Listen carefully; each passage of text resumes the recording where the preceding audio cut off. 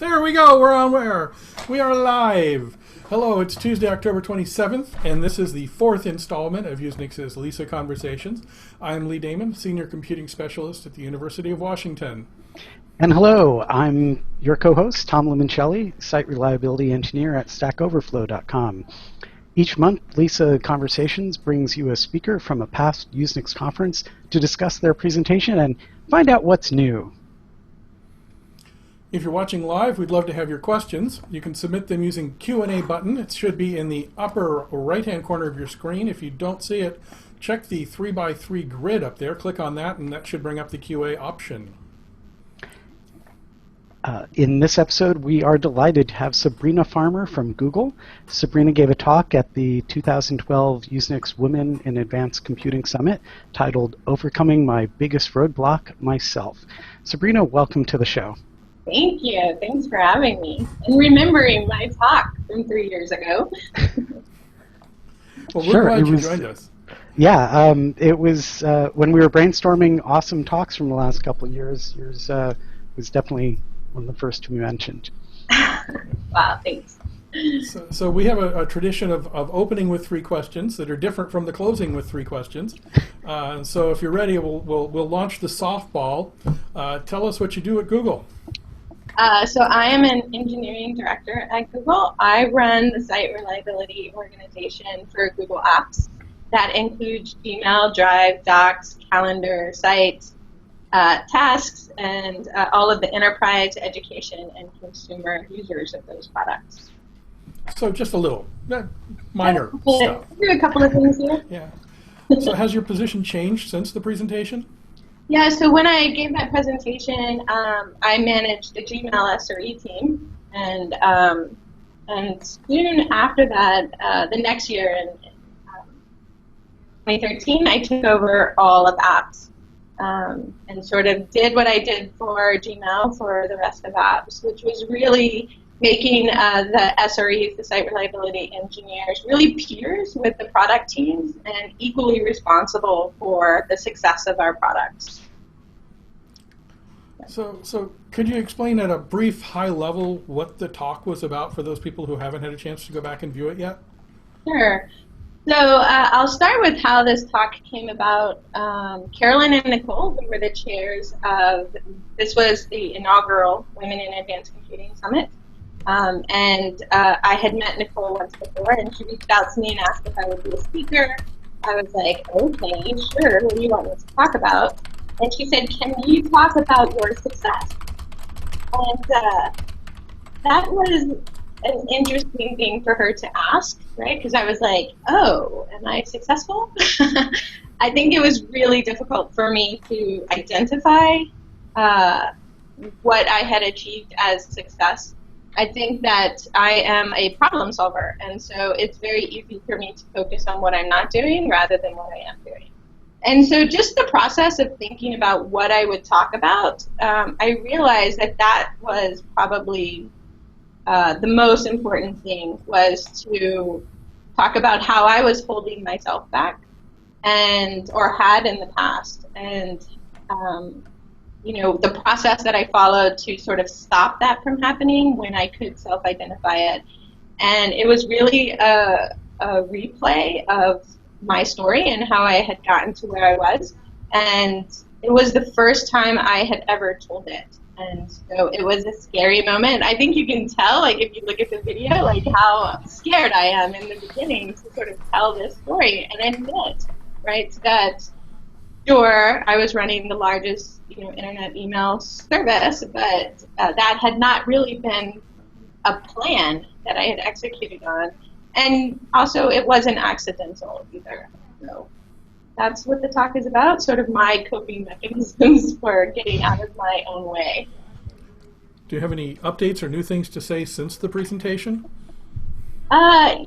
It was very therapeutic for me to sort of put myself out there. I think a conversation a lot of people are having is how do you bring your true self to your work, and what does the environment have to be like? And I think that this was definitely a first step. It was a scary step, Tom worked at Google at the time, and he actually forwarded it to my VP. I was like, oh my gosh, thanks. Now everyone knows.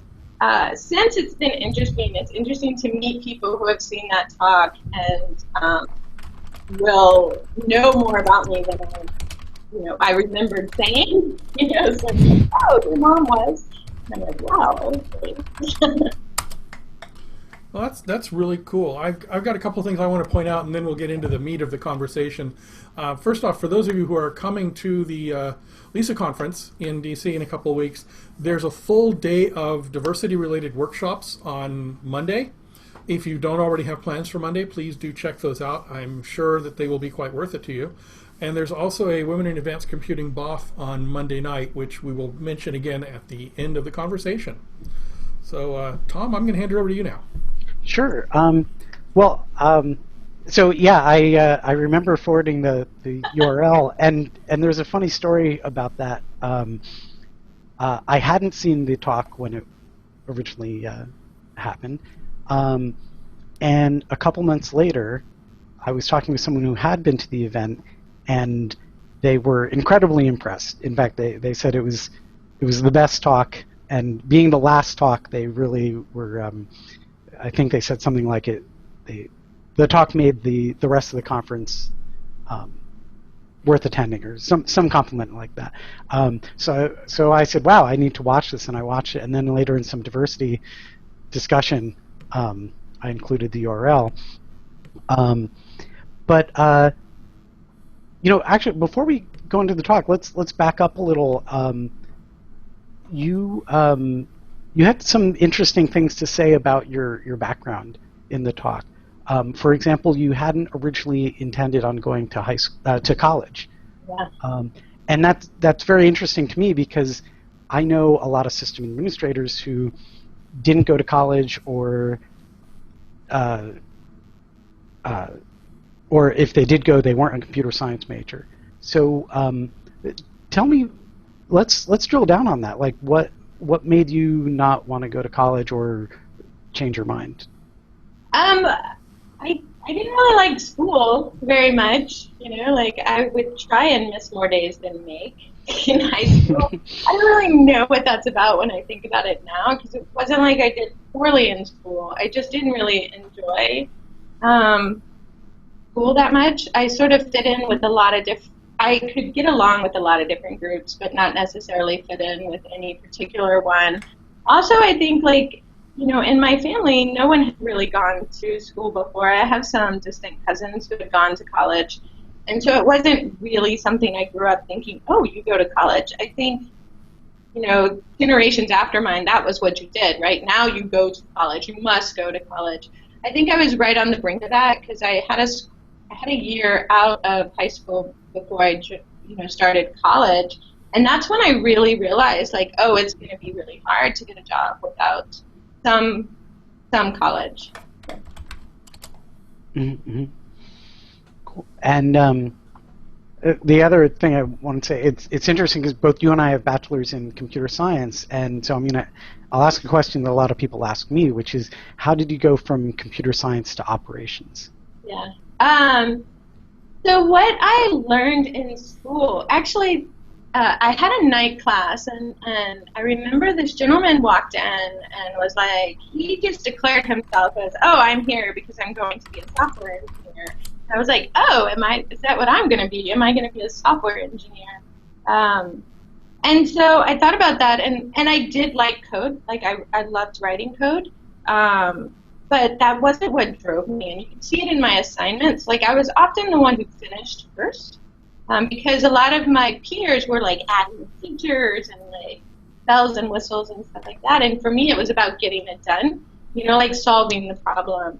And when I realized, oh, I'm a problem solver, system administration was a great base for problem solving, right? Because you're debugging the entire stack, not just the application and the code that the developers wrote, but you're looking at the operating system and what's happening there, and the hardware that you're putting in, and how it's performing, and all the network stacks. And so when you're troubleshooting, you're doing all of those things at the same time.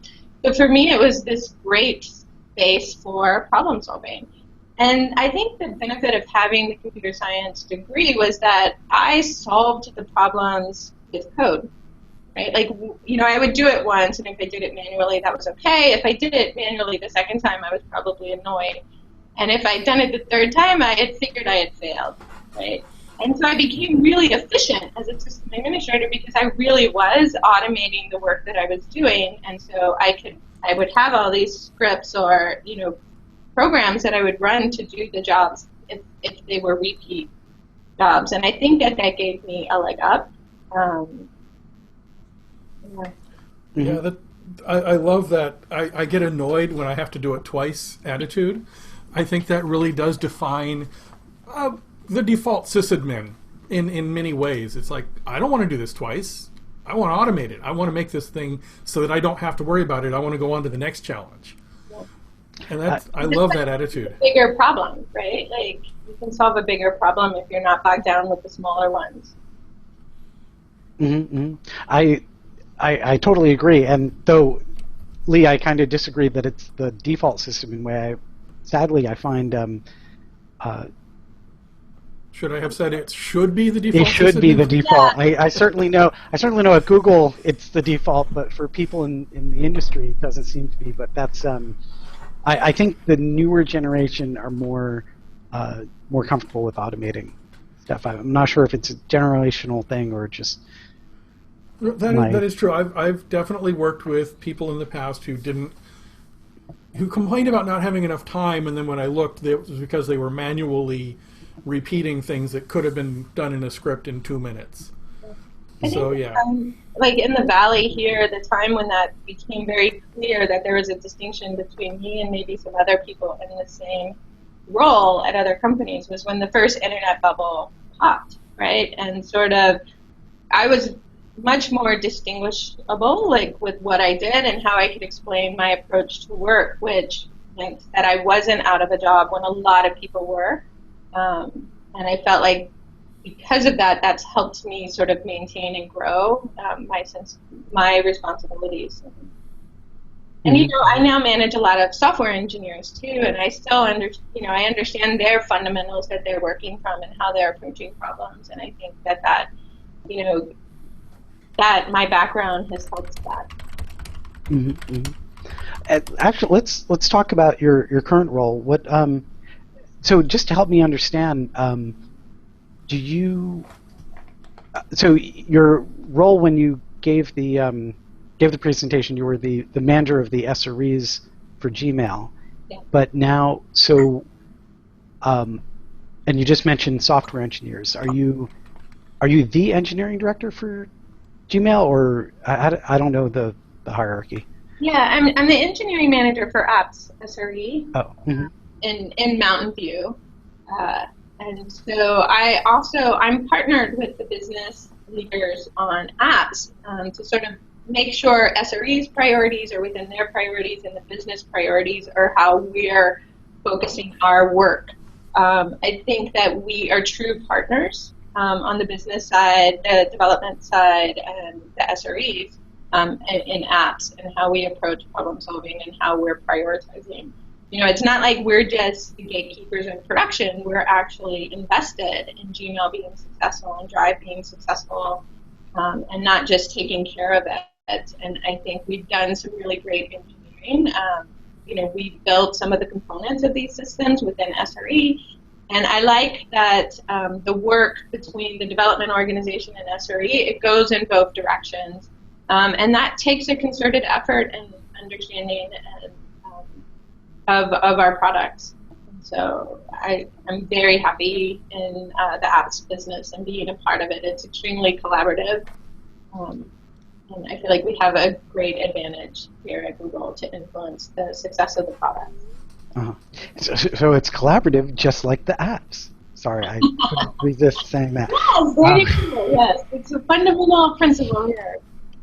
So, since this was at the Women in Advanced Computing session, first I just want to acknowledge that I feel kind of weird that this is like two guys like, hey, let's talk about women in computing.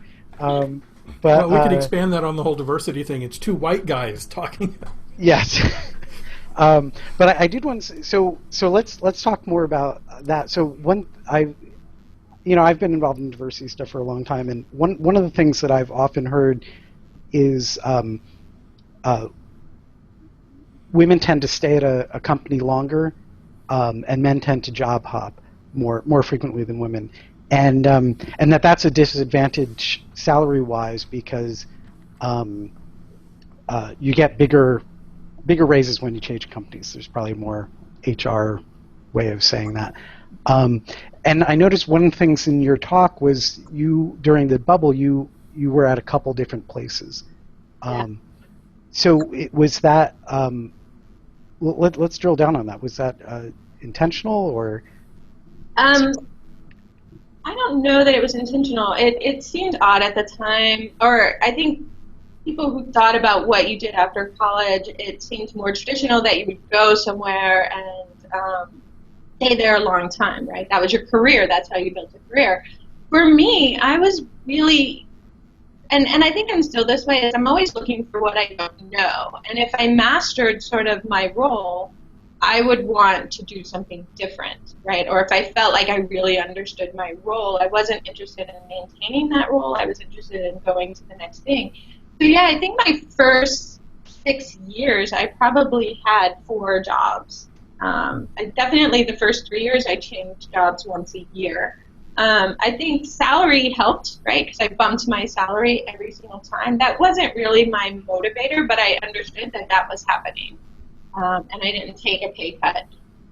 In regards to do women stay at a job longer, I don't know. I think that in industry right now, people are staying at their first job longer than they did during the internet boom, which is like there were so many opportunities, and there's a lot of opportunities now. But I do think people question if you change jobs too much now than they did maybe then when everybody was changing jobs a lot. I do think that when you're starting out your career, it is better to get exposure to as much as you can, because that's really your peak of learning time, and to build depth later, right? After you've kind of gotten experience in a lot of different areas and you know what you like, and you know yourself, and you know what's going to be motivating to you. And I think that helps a lot. And unfortunately, at most places you go, they don't have that many different opportunities. I mean, at Google it's different because we're working in a lot of different spaces. We're a pretty big company now. And I think other big companies are doing lots of different things. Like you possibly, if you get into those, can get exposure to a lot of different things early on in your career. Sure. And you also, if I recall, you moved around a lot at Google. Do you find that had the same benefits? Yeah, I think that's, I've been at Google now for more than 10 years, and I think the only way that was possible was for me to be able to do different things when I felt like I needed to do different things. So yeah, I started in an org called SysOps, and they're responsible for running Google's internal corporate infrastructure. And so I was in multiple teams there, and then later on, when I went into management, I managed lots of different teams within that world, and then knew that I had kind of understood how Google was running its stuff, but not necessarily how it was running. And so I just really took a chance and asked for another opportunity, not knowing what I wanted to do specifically, and talked to lots of different people, and I think it was kind of the first time someone made an offer to me that I said no. So they offered me one team, and I was like, I'm overqualified for that, and it's not going to have enough problems to sustain me. And then eventually that led to me getting Gmail, which was a great. It was right? Like it was growing like crazy, and we had a lot of challenges to solve. So, yeah. So I'm going to jump in here and remind our viewers that there's a QA option. You'll find it in the upper corner of your screen. If you don't see a banner that says QA, click on the 3x3 grid, and that should bring that banner up. And then I'm going to completely derail this conversation and take it somewhere else. So I imagine that you've had several people come up and talk to you about how the talk you gave at WiAC, etc., these are empowering conversations, and they probably share their stories with you as well. Which do you find are the most moving to you? And do you feel like a poster child? Is this getting to the point where you don't want people to do that anymore, or are you still happy to share these conversations? No, I mean, I think it's important. I think, it was in my first year that I thought back to school. And I tell this story in the talk, right, that, I had set this goal of what I thought, I will feel good about my career if I reach this.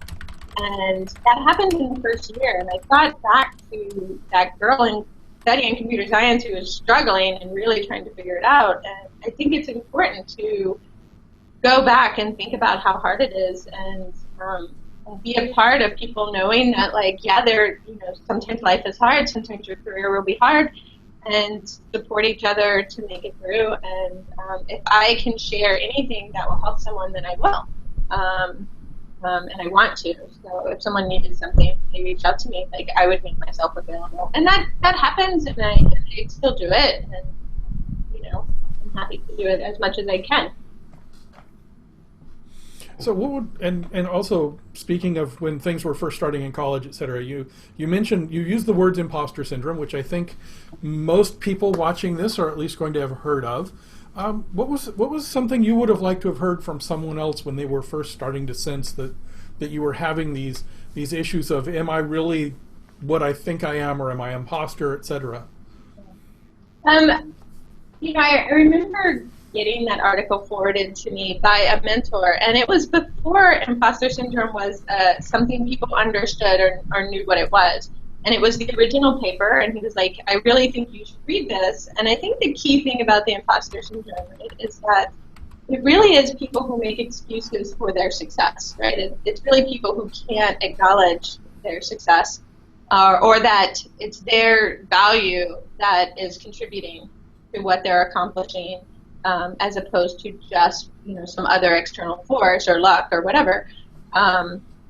I think that one of the things I try to say is one, to point that out, right? To point out that it's not that you're not doing it; it's that you're not recognizing it. And I do think it's really important for people to learn two things: one, to be able to talk about your work, right, and recognize the value that you're providing, and be able to articulate it. I think when you do that, even if you feel like the imposter, it's one of those points that can help you overcome that internal voice, that internal saboteur telling you, like, no, you're not, no, you're not, no, you're not.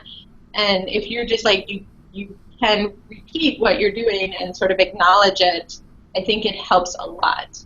And so more than just putting a name to it, which did help, what it was talking through what it was and realizing that, I'm not recognizing the value that I'm providing. And that's something that you actively have to do. You have to work on it. I agree. I also have a severe case of imposter syndrome. And every once in a while, I just go back and look at my resume. And oh, wow, I did that? Really?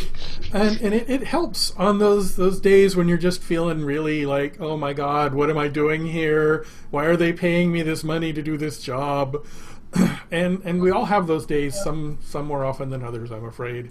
Yeah. I have a Gmail folder called Feathers, which is the feathers in my cap. So anytime someone sends me a compliment or anything nice, I put it there.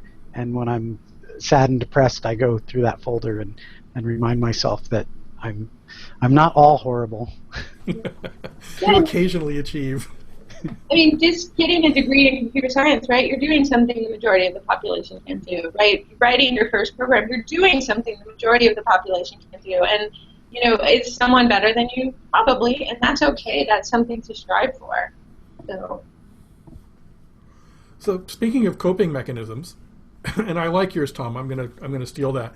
So you mentioned you had 3 questions. I like your 3 questions. I'm going to repeat them for people who haven't watched the video yet. The 3 questions were: what's the problem? What's the worst thing that can happen? And is what I'm feeling real or just my perspective? Do you have a new version of that, or are you still using those questions? I think I use different versions of them. I think, what is the problem is a key thing. I think the way I rephrase that now is what is the impact to me, right? Like, what is really happening? Am I, maybe I'm not feeling like I'm getting respect, or maybe I'm not feeling valued. And I try to focus on the impact rather than, like, what is going on, because it really helps me figure out what to do. Right? If you just focus on the problem and add conversation and something that happened and someone being disrespectful to you, you can get bogged down in it being that person or some language or something like that. And I think when you focus on like what the impact is, hold on, I need to fix my light. Hello, needed to move around. I think when you focus on the impact, what you do in response is easier. And so in changing what's the problem to what's the impact on me helps a lot. And then the third question, it's sort of reframed, I think, a little bit different now. What am I feeling versus perspective? I think especially getting to the position that I'm in now, I think that it is super important for me to sort of look at the whole picture and not just how I'm feeling. That's still very valid, but understanding intent of the other person, like that's something that's easy to, you project your own emotion on this other person, and that's not the intent. And understanding the intent can be also really valuable about how you handle it and also how you respond to that person. For instance, if they're saying something, that you feel is disrespectful, or if they're undermining you, trying to think about where they're coming from, and, that helps a lot. Mm-hmm. And you mentioned mentors, and I think mentors can be a really good place to get that reality check sometimes. Is this real? So speaking of mentors, do you have any advice for women that are having trouble finding a mentor? I imagine that it's very different at a small company versus a big company. Yeah, I think that when you're thinking about mentors, it is much easier to benefit from mentors if you think about what you want to get from them. I think if you're looking for an overarching one mentor to sort of help you through your path, that's going to be really hard, right? Like, because your path is not going to look like any other person's necessarily, and one person's strategy may or may not, be what you need. So when I'm looking for mentors, I'm usually like looking for people that I really look up to and would like to model in some way, and I focus on that aspect, right? And so I have lots of different mentors versus one, one only mentor. And so I think that, looking for someone that you would like to model, men or women, I think that you can learn from both. And, when I'm working on communication, I look for someone who's just really solid with their communication and go and have a conversation with them about that, and how they got there, and what are some of their things, and how do they think about the problem, and how do they prepare. Oh, sorry, I was muted. Yeah, so that's interesting. So kind of having a bouquet of mentors that, in your toolbox, ones that are useful in different situations. Yeah. Cool. Is there... actually, I just want to give you an opportunity to, is there other advice for women in the tech field that you didn't cover in the video, or sorry, that's come up since? I think about when Megan Smith launched Women's Tech Makers. One of the things she said was that women have been in computing all along, right, from the very early stages, and we don't talk about them, we don't highlight them. And she sort of challenged she challenged the audience at the time. She was like, you need to be out there and you need to be visible, and so try and figure out how to do that and be comfortable with it. And I think about that a lot, and I think that that is something for people to consider in a way that they think is safe for them. And try things. Like, it's very easy to be afraid of certain things, like, getting up and speaking. Like, that's for me, like, nightmarish. Like, I hate it. But I do it. I get up and I try it and sort of ask, what's the worst thing that's going to happen? And, oh, wait, it's going to be on YouTube. Yeah, I hope I don't stumble or my voice cracks. And if it does, like, hopefully my message is there and impactful. And so, try and find a way to be visible and talk about your work and share your story with other people and offer help. Mm-hmm. A lot of what you talk about seems to be in the category of facing your fears. Yeah. Well, I mean, you can really spin out of control, right? Like, the story that you can tell yourself, right? It usually is the worst case scenario. Like, you can think of the worst thing that could happen. And I often think, like, sometimes that can lead to a self-fulfilling prophecy, right? Like, you're like, if I think I can't be successful, you're likely to hold yourself back for all the reasons that you come up with, right? And really what you have to do is you have to try some of these things. And, sometimes it goes wrong. Like, I'm not going to say, like, just put yourself out there and everything will be rosy, because we all know that that's not necessarily what happens. I think that you go and you see what happens, and then you adjust for it and focus on, why you got into this field, which for me was about, like, I want to be successful. I want to do things that I don't think I can do, and know what my limits are. So I test my limits, and it's hard. It's really hard to do. Well, as sysadmins, one of the main personality traits I find is that we tend to be professionally pessimistic. What's the worst thing that can happen so that I can plan for it, so I can try and prevent it from stopping? The problem is that I keep finding myself doing that outside of work and outside of sysadmin, and I have to keep squelching we're doomed, we're all gonna die, thank you Eeyore kind of thing. So thinking of what's the worst that can happen is not necessarily a bad thing, but doing it in the appropriate context is critical. Yeah. And I also think in system administration, right, if you plan for the worst case scenario, you could be over-engineering, right? And that you could be missing opportunities, and you could be limiting the system just because you're planning for an edge case that may never happen, and that costs more, and that takes more time, and that which takes away from doing something else, which, and I think so you have to sort of keep it in check regardless of the context. That's a very good point. Mm-hmm. Okay, so I'm going to ask a sort of change the topic. I have I have a dumb guy question. You're blushing. So maybe we should ask certain people to leave the room. But one of the things you talked about was after you had your kid, your first kid, needing to disappear for 15 minutes to pump, and you said something about you can't tell your coworkers why you're disappearing for 15 minutes. So here's the dumb guy question. Why not?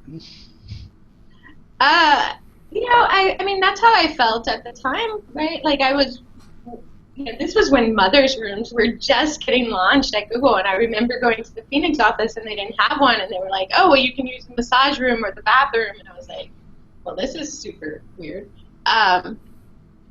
And so I think it's different. I will tell a funny story and embarrass probably some of my coworkers. I remember that there was this really funny day where a new dad had come back, and he was talking with this other coworker about breastfeeding, right, and sort of what he had learned, and it's two men talking, and they're sitting next to me, and I'm just like, oh my gosh, how times have changed. Like, I was on IRC, like, oh my gosh, two men are sitting here exchanging tips on how to breastfeed.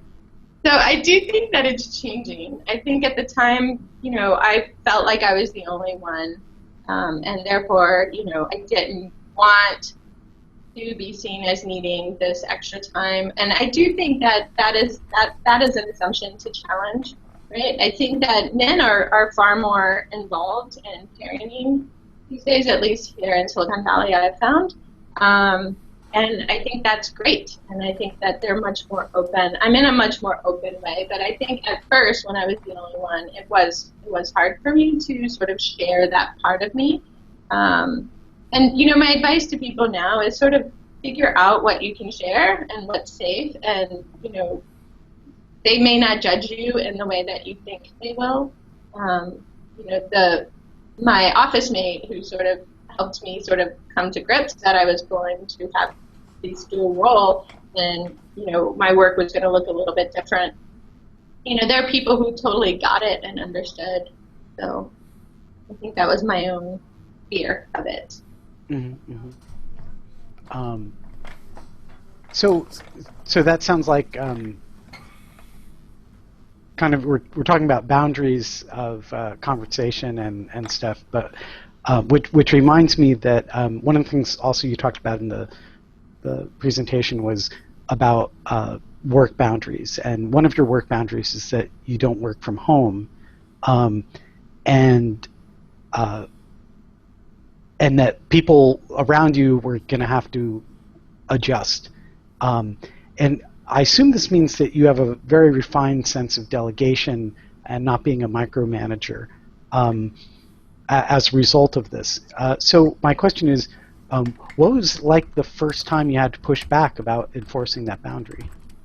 You know, I think that it's about modeling the behavior and explaining to people why that is, right? Like, for me to say to someone, like, oh, I don't work from home, and then people are like, wait, I work from home when I'm on call or whatever, I'm like, I don't want you to have to work from home. And, you know, when I was on call, I just stayed in the office longer. And I would explain to people that, like, I wanted to be very present for my children. I wanted to be a present parent. And that meant sitting at the computer was not being present for them. And so you know, I just explained the why. And I would tell them that, like, I want this for you too. You know, what does it look like for you? And also sort of set expectations of what I expected from them such that I didn't have to be the person oversight. You know, like, if you need me, I'm 100% there. Like, people can call me, right? If you call me and you need me, then of course I would log in. I'm not sort of saying you're on your own. But sort of having open dialogue, setting expectations, both what I expect from them and what they can expect from me, like, that just helps us be more productive overall. So you mentioned early on in your talk that you would work incredibly long work days. So I assume that this changed as a result of the I'm not going to be on from home, or was this your trade-off for that? And also, were your male colleagues doing the same thing, or was this more of a I have to prove my worth kind of measure on your part? You know, I didn't work long hours because I was trying to prove anything. I just really loved it. I was very driven. I mean, so I said that, like, the best part of, like, writing code was the problem solving. So I got the most satisfaction not in the process, but in the accomplishment part, right? Mm-hmm. And when you're driven that way, like, you're just like, I'm going to get this done. I'm going to do this. And so I didn't feel like I was working all the time because I had to. I did it because I loved it. And that grew. Like, when I first started, I had boundaries when I first started too.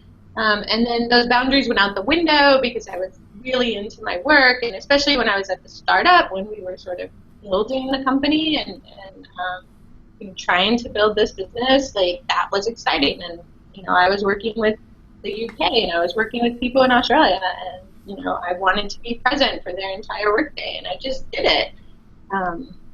So I didn't really feel like I was proving myself.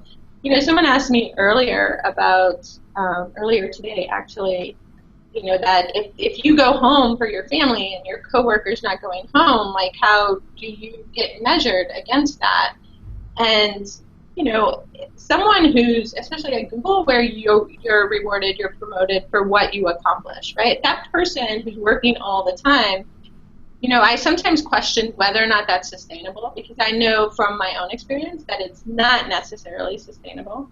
But also, if they're on a different trajectory than me, like, I'm just going to be okay with that, right? Because I'm making choices about what I want out of my career and out of my home life. And if someone wants to compare me to someone working long hours, oh, well, he got promoted or she got promoted before you did, like, I'm okay with that, right? I'm setting my own path.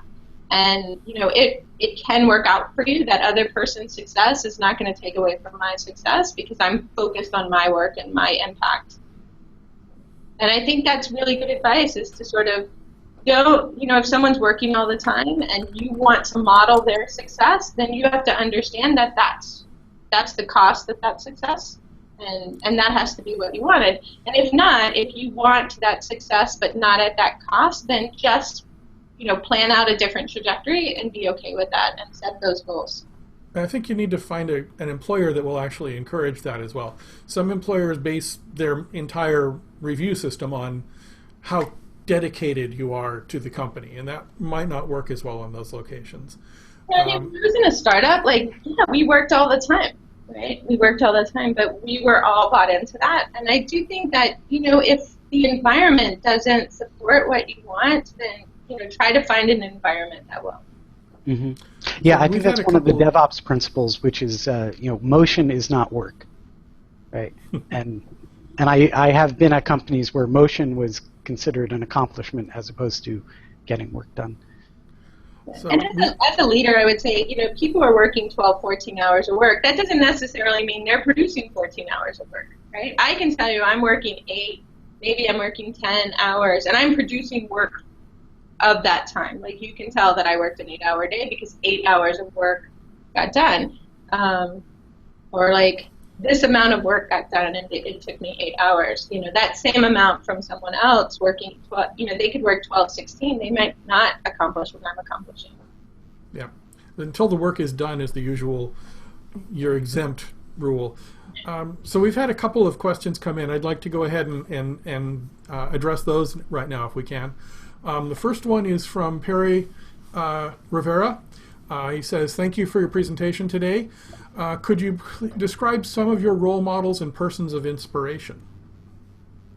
Role models. I would say that the person I'm most inspired by right now is Megan Smith.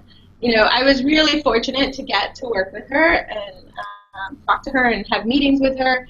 And I think that when I see her now, as the CTO of the United States, I still sort of see her model behavior that I would like to,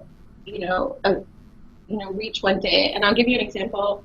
Here's the CTO of the U.S. and she's at Grace Hopper, and she made time to meet with people, and 20 people at a time. And she would say hello and talk to every single one of them. And although, she's very busy, she was very present for them. And then this year, she brought her team and put them on stage at Grace Hopper. And I think at Grace Hopper this year, they were saying, you should think about pulling people up. That was sort of what they had told the leaders who were there. And then here's Megan Smith on the stage saying, here's what I've done, here's what we're doing.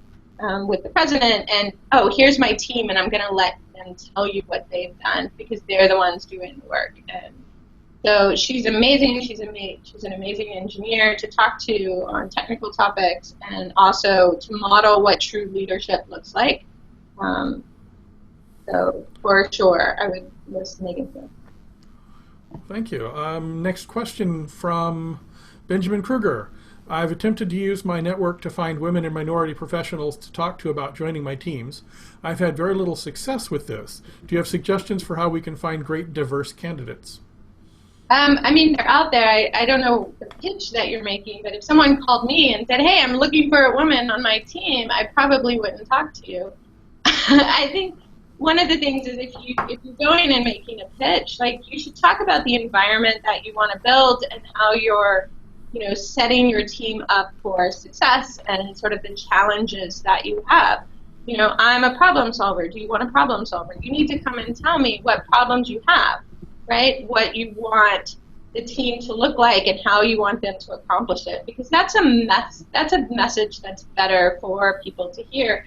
I had someone come to me one time and said, I had this woman on my team, and I meet with her, and I ask her, like, what does she need as a woman? And, I've done this, like, we've met like 4 or 5 times, and she's just not giving me anything. And I was like, if my first 4 one-on-ones with you was about me being a woman, like, I probably wouldn't want to be on your team anymore. I'm here for the technical work, not sort of represent anyone else. So, I think that there are a lot of places to go, but really creating a team that is working on good problems, that will be your key to success. And going and saying, here's, when you're talking to female candidates, go and talk to them about why you're talking to them. And hopefully it's not because they're a woman. Like, look at their resume and say, it looks like you're really good in algorithms. Here's how we need to apply, more efficient algorithms. And, given your background, I'm wondering if you would be on this team. Here's what's important to me as a manager. Because that message is going to be a stronger one for you to recruit. So recruit the person, not the gender. Yes. Recruit the skills, not the gender.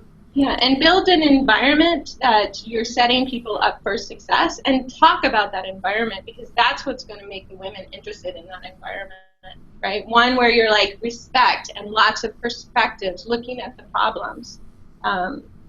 That's what would draw me in. Like, hey, I have all these problems, and I want to hear all the different ideas and do something in a new way. And that would speak to me. That would mean that I know what success will look like for myself. I think that's critical. Another question from Neil Pickett. I worry sometimes that if I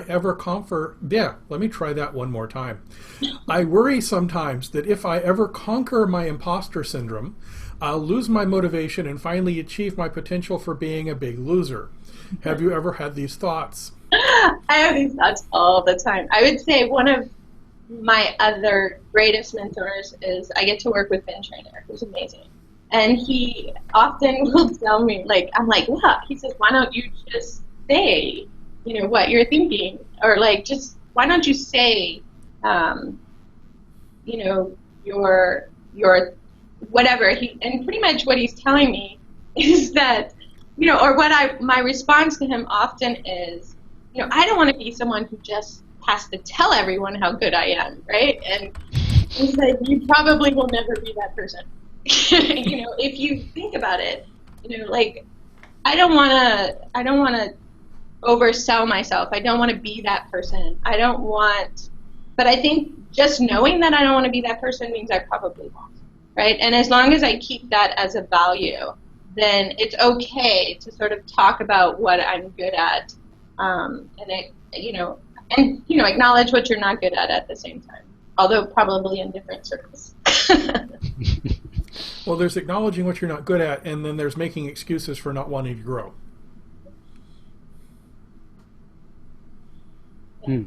Dead silence. Okay, moving right along.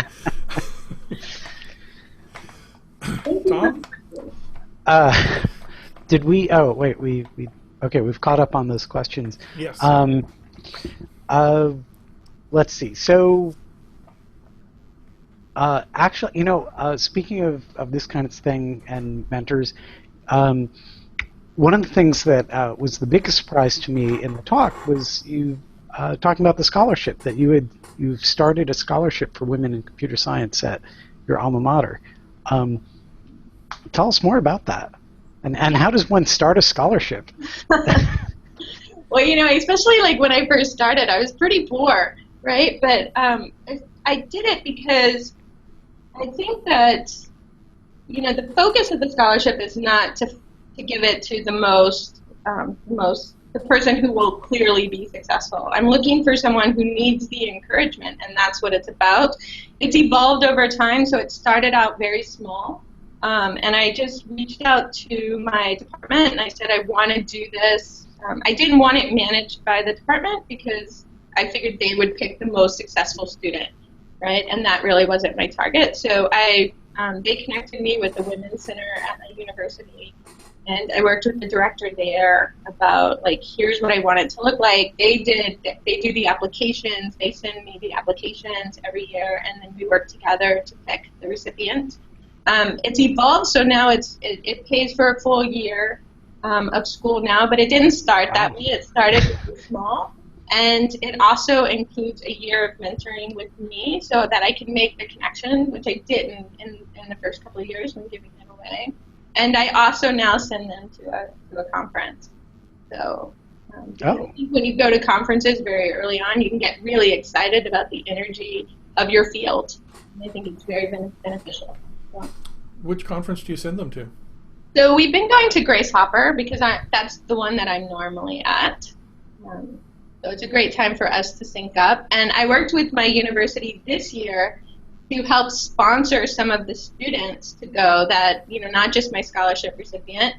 So this year we sent 5 students total, and I did it working with the chair of the engineering and sciences to sort of pick the candidates and to sort of help them, attend the conference. That is really cool. Let me take this moment to remind people that USENIX also offers grants to minorities and women to attend USENIX conferences, especially the annual Tech, Security, and LISA conference. So that's also a great opportunity for anyone who wants to get into those fields or wants to get to those conferences. It's a really good opportunity. Yeah, and the grants for women at the USENIX, at the LISA conference are sponsored by 2 companies, one of whom is Google. So thank you, Google, for that. Yeah.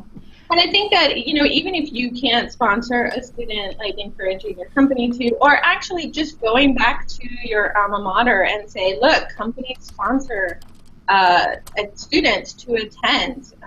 I remember I got to go to a USENIX conference when it was in New Orleans when I was there, and it was sponsored because I didn't have any money, so it's great that these opportunities exist, and just being in the community and letting the next generation know that they're out there and encouraging them to do it and say, there's no expectations of your attendance. Just go and see and talk to people. And I make a point of finding people who are new to the conference and inviting them to join small groups. I'll put together a small group dinner every night. I can't hear well enough to do a large group dinner, so I'm very selective in who I invite. But I try really hard to invite 1 or 2 new people who are that's their first conference, or they're really new to the field, just because I remember how I was welcomed when I first started attending. And it was huge to me to have Kirk McCusick and Eric Allman and these true luminaries in the field saying, "Hi, welcome, join us." It was just a wonderful feeling to have people I looked up to turn around and say, "Hey, come on along." Exactly.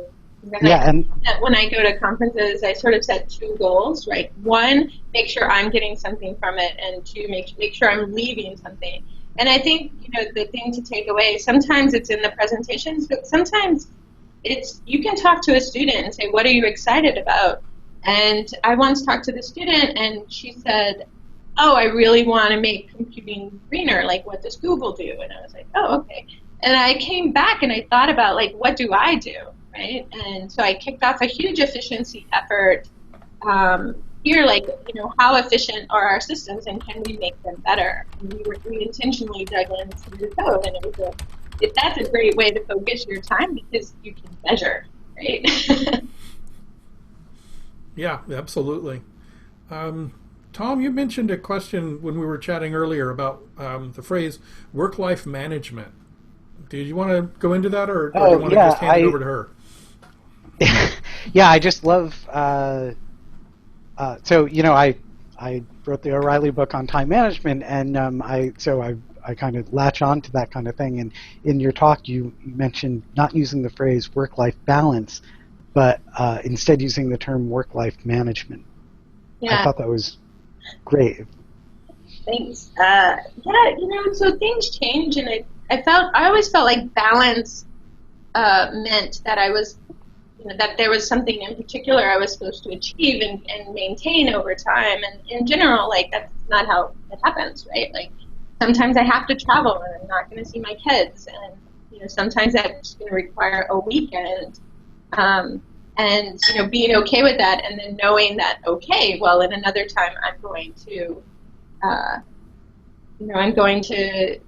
not do that, and take more time off for myself and not feel guilty, like, oh, I'm leaving early for the next week because I've been traveling for 2 weeks. Mm-hmm. Yeah, so just managing that, and also managing expectations, because balance, you have to do that, and it will save you a lot of energy, sort of not, because you've set expectations, you're not worrying about what other people are thinking. Mm-hmm, mm-hmm. Sure. Hey, we got another question from one of our live viewers. Perry Rivera asks, what tools and books have helped you in your role? That have helped you in your role, might you suggest? Perry, I don't have any good answers for you. A lot of people like to ask me about, how do you get into site reliability? How do you think about design? And is there a good book? And I never have a good book. I'm doing it every single day, and there's lots of papers that are written internally that I can't really reference for you. Sorry, bombed. I totally bombed this question. That's okay. So we're actually running really close on time. Is it okay if we go a little over? Are you okay with that, or do you have to go somewhere? Sure. I'm just trying to get my light to come back on. Sorry. Oh, you're in the dark, just like I live my life. While you're getting your light back on, I'll bring up my next question for you, which was about, have you read Sarah Sharp's blog about why she left the Linux kernel project? Do you have any thoughts about that? I did. I think that, sadly, that's not uncommon, right? To feel like people are being disrespectful, and so it makes me sad, because when you read her blog, you can tell that she really enjoyed her work. She just didn't enjoy how she felt about the way people treated each other, and I think the way people treat each other is important. I've started to, I would say that my advice is not going to be great for everyone, but what I've started to do is just really call people out on it and say, is your intent to undermine me? And often that's not people's intent. And I think when you ask a very pointed question like that, well, like, was that your intent? Or pointing out that to get your, point across, you don't have to take other people down to make that happen. And here's how I saw it play out. And so, luckily I'm in a position to do that, but I think that more people need to speak up and point out the consequences or the cost of people getting their point across, and question whether or not that's really the best way to do it, and if that's how they want to be seen. And for the most cases, when I pointed this out to people, that, okay, you have great debate tactics, but what value did you provide by tearing that other person down, right? Did that really get your point across? And most people acknowledge that no, that wasn't it, right? Or asking someone like, why is your success predicated on someone else's failure? And I think when you start to point that out, like, you will take away other people's value. And it's very important to me that I not let other people take away my value. Now, I would say it's really hard. Like, there have been times when people have said to me, like, oh, that's because you're a woman, right? Like, if I'm like, hey, I'm trying to, push this program forward, and I'm not doing anything different than anyone else. And I'm like, oh, yeah, they're not listening to you because you're a woman. And that's terrible. And I'm like, oh, is that acceptable to you? Because if you're noticing it and you're not speaking up, right, then you're part of the problem. And so finding these ways to call it out in a very safe and not like, oh, yeah, well, you're a jerk too, right? Tu quoque never works. So I try very hard to I don't like the phrase white knight. I think it's inappropriate. but I try really hard to be the one to point out, hey, you should be listening to her. I'm not sure, I haven't heard that term, so could you explain it? My understanding, and it could be flawed, is that it's, white knight riding in to save the damsel in distress by protecting the women's, and the follow-on to that is because he wants to get laid, and well, that doesn't apply to me, obviously, but that's the claim. Okay. Hey, you should listen to her. Like, I don't want you to have to say, hey, you should listen to her. I want you to be like, hey, you're not listening to her, right? Like don't come and rescue me. Like, point it out to the other person. Right? So that way you're describing what's going on rather than making a judgment about it. Yeah. You're saying, hey, you're not listening to her, instead of you should listen to her. Okay. Good point. Excellent point. Interesting. Yeah, so what, and I'll apologize because this is probably asked on every diversity panel and everything. It's kind of trite, but so what else can men do to be supportive of women in tech? I think allies is a very interesting topic, and defining what an ally is seems to be a challenge, and helping people figure out how to be an ally. And I heard a quote by, and I'm going to paraphrase it a little bit, but it's by Kate Bornstein, and she wasn't talking about women in tech. She was talking about another topic. But I thought her words were super powerful, and ones that I would want other people, when they're thinking about women in tech and how to be an ally, to think about. So I'll sort of quote her, and it went, she said, "I have a problem with the word ally. Many people think I accept you, therefore I am an ally. No, you're not. You're an accepting person. Ally means you ask me what I need, I tell you, and you tell me what or how much of that you can actually supply. If I say I need help getting through that crowd of people who think I'm a freak and I need you to be a bodyguard, that would be an ally to me. Ask, don't assume you know. Don't assume the biggest issue is blank. It's not. And for some people, it's the most pressing issue. Ask, that is the first step of being a good ally." And for me, I thought that those words were really powerful, and the blank is mine. She actually was referring to something very specific. But I think that, this fill in the blank kind of thing, you think you know what the biggest problem is, like, oh, it's t-shirts, right? Like, women's t-shirts is a common thing that people will talk about. And it's not the most important thing. The root of that is about consideration. And if you want to be an ally, then you find out who you're an ally with, ask them what they need, and be there for them and give that to them, or set expectations that you can't do that. Mm-hmm, mm-hmm. Excellent. So we're getting towards the end of the time. I want to wrap up with one more kind of technical-ish question, but actually I have two questions. The first is, how would you, what would be the best way to sort 1,032-bit integers? But just kidding. Kind of a Google in-joke. No, my serious question is, one of the other things you talked about in the talk was you can't expect to never fail. It's how you handle the failures that's important, and I think that really rings true. I mean, operations, you can't, it would be irrational to assume that there will never be failures, and certainly at every DevOps conference they're always talking about blameless postmortems and dealing with failures. So, but since you raised the issue, how do you handle failures?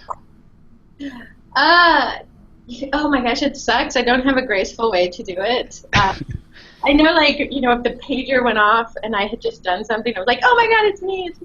And sort of replay it and beat myself up and then forgive myself and look for the lessons to be learned, right? I tell my kids who, I don't know why they're so perfectionist-like, but I tell them sometimes that some of the greatest discoveries didn't come from, the people already knowing the answers, right? It came from failures, and you see it in the medical field and, like, accidental, accidentally they found cures, right, for some of things that were like, millions of people were dying.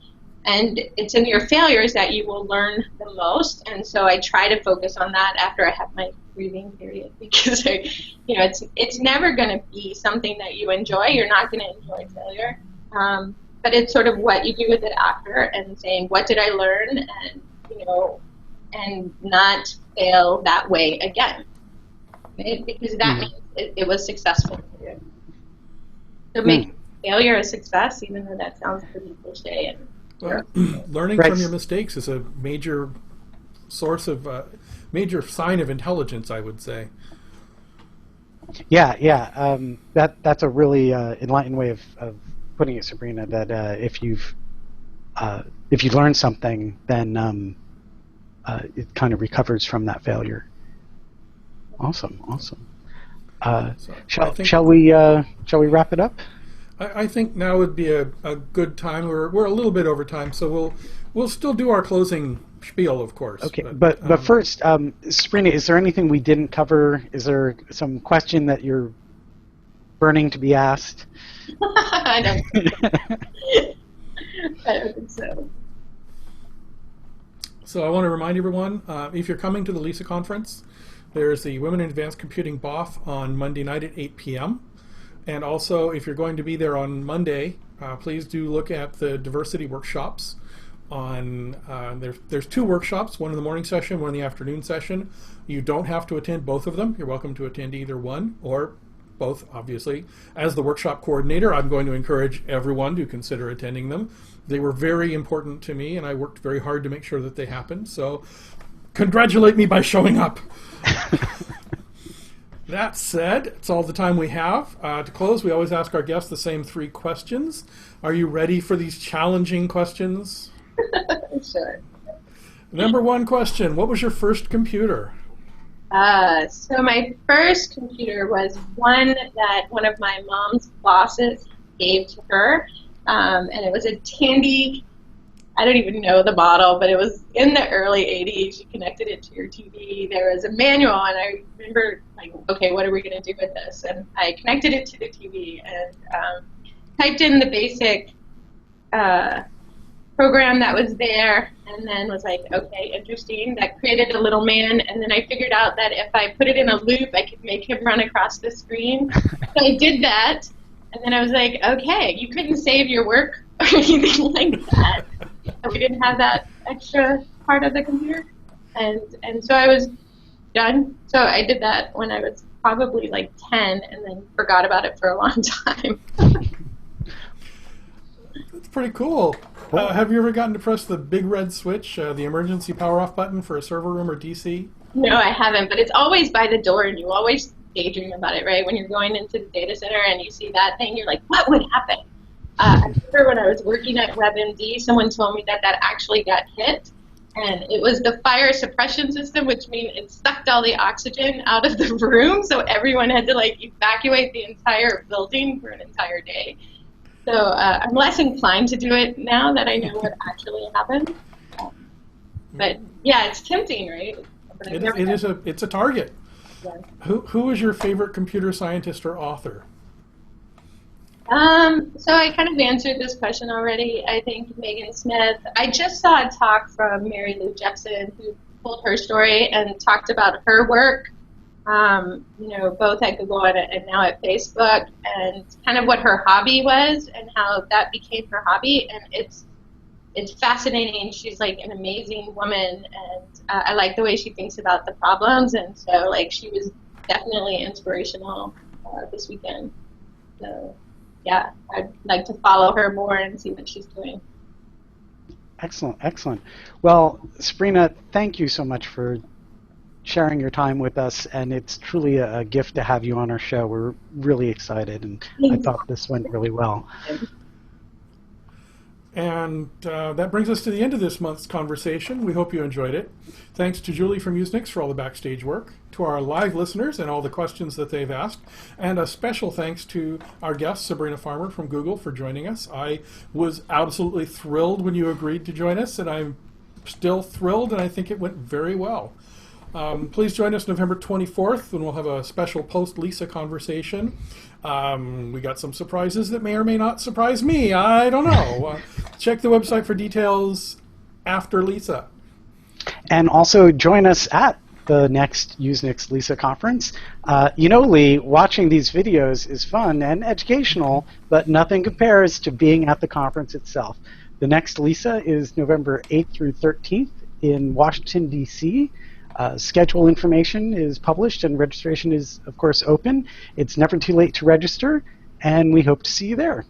This is Tom Limoncelli. And this is Lee Damon. Thanks for joining us, and we'll see you next month and hopefully at the Lisa conference itself. Bye-bye. Bye.